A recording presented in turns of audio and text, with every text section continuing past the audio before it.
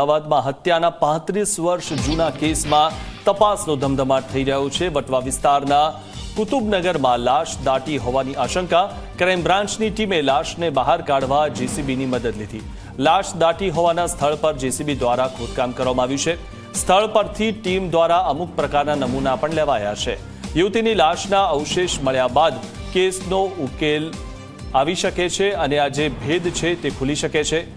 અમદાવાદમાં ગત વર્ષે સરખેજમાં એક મહિલાનો મૃતદેહ જે દટાયેલો હતો તેને ઘણા વર્ષો બાદ એ બહાર કાઢીને ગુનાનો ભેદ ઉકેલવામાં આવ્યો હતો।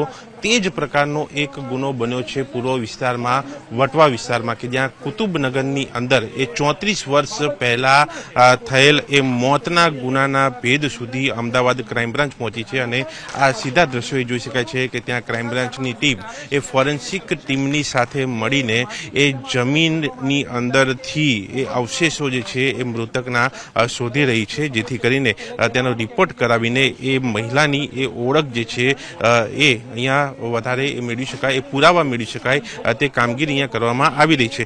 જે પ્રકારે માહિતી મળી રહી છે એ મુજબ 1992માં આ એક યુવતીની હત્યા કે મોત જે છે એ થઈ હતી અને તેમાં એ પીડિતાના મૃતદેહને જે છે તે આરોપીના નિવાસ સ્થાનની અંદર જ્યાં આ કર્મચારીઓ એ સ્ટાફ કામ કરી રહ્યા છે એ જગ્યા ઉપર આ જેસીબીની મદદથી એ કૂવો જે આવેલો છે એ કૂવાની અંદર આ મૃતદેહ દાટ્યા હોવાની એ માહિતી મળી હતી અને એ કૂવાને આ ખોદીને ત્યાંથી આ મૃતદેહના અવશેષો છે એ આ 34 વર્ષ બાદની એ તપાસ બાદ એ બહાર કાઢવામાં આવી રહ્યા છે। એ મકાનની અંદર કોણ કોણ રહેતું હતું, એ પરિવારમાં કોણ કોણ હતું, એ તમામ વિગતો અહીંયા રસપ્રદ રહેશે। પરંતુ આ કહી શકાય છે કે જે પ્રકારની આ ઘટના સામે આવી છે 34 વર્ષ પહેલા એ મોતનો બનાવ કે જેમાં અમદાવાદ ક્રાઇમ બ્રાન્ચને આ મોટી સફળતા મળી છે અને અવશેષો મેળવવાની પ્રક્રિયા જે છે